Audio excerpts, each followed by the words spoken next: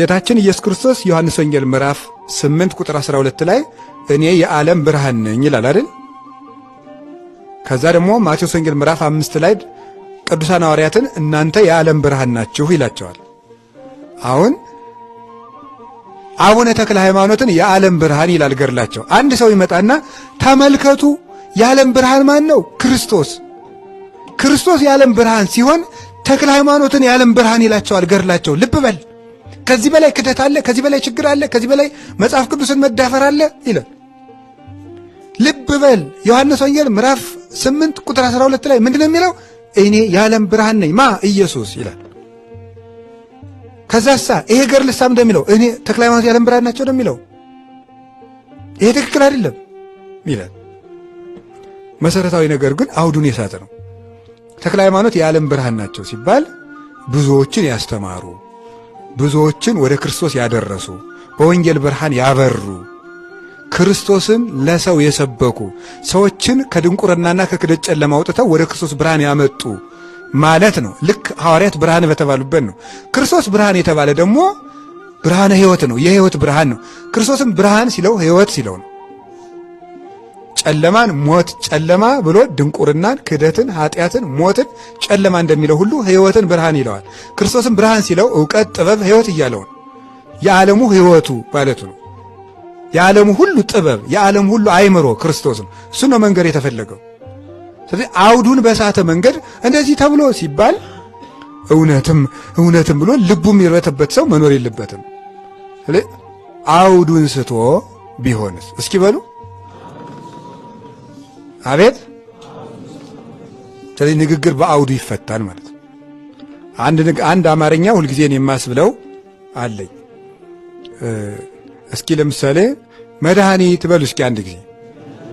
በጣም ጥሩ ነው። መድኃኒት ስትሉ ጨው መድኃኒት ነው። እውነት አሰብ ምንድን ነው የሚያድነው? አቤት አቤት። ቁስል ያድናል አይደለም እንዴ? ቁስል ያድናል። ስለዚህ ጨው ህዝቡን ያድናል በሉ እስኪ አንዴ በሉ። ጨው ምንን ያድናል ነው? እሺ ዶክተር አክሊሉ ህዝብ ያድናሉ በሉ አንዴ ደግሞ።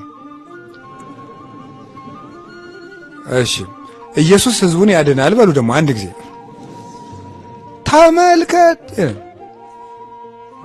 ተመልከት ህዝቡን የሚያድን ማን ነው? ኢየሱስ ክርስቶስ ነው። እንዴት ማርያም መድኃኒት ትባላለች ይላል እንዴ? ሐኪም መድኃኒት ይባላል። አውድ ነው ይሄ። አውድ በአውድ ይፈታል ባለበት ማለት ልክ ክርስቶስ እንደተናገረው። አሁን አንተሙ ፄው ለምድር ብሏል። እናንተ የዓለም ጨው ናችሁ አላቸው። አባ ጊዮርጊስ ላይ ደግሞ ፄው ዘአጣሞ ለልሱ ውእቱ ኢየሱስ ክርስቶስ፣ ዓለሙን ሁሉ ያጣፈጠው ጨው እሱ ኢየሱስ ክርስቶስ ነው ይላል። ለእኛ የሕይወታችን ጨው ኢየሱስ ክርስቶስ ነው። ሐዋርያትም ጨው ናቸው። ስለዚህ ክርስቶስ መድኃኒት ነው።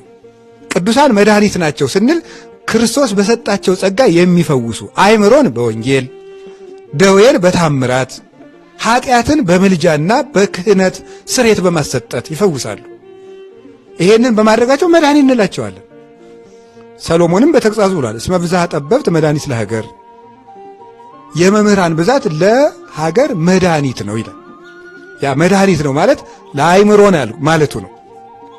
ስለዚህ ንግግር በአውድ ስለሚፈታ እንዲህ እኮ ተባለ ስለተባለ ብቻ ምን እያለን የተነገረው የሚያስቀይም ንግግር ሁሉ ቢሆን ማለት ነው።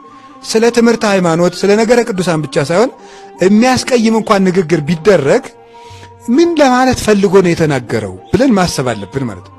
ምን እያለን የተናገረው፣ ስለምን ጉዳይ እያወራ ነው የተናገረው ብለን መጠየቅ ስላለብን አውዱን ስቶ ቢሆንስ እስኪ በሉ።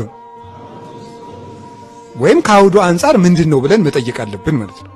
አሁን ንግግር በሰማን ቁጥር እንዳንታወክ እንዲረዳን ብዬ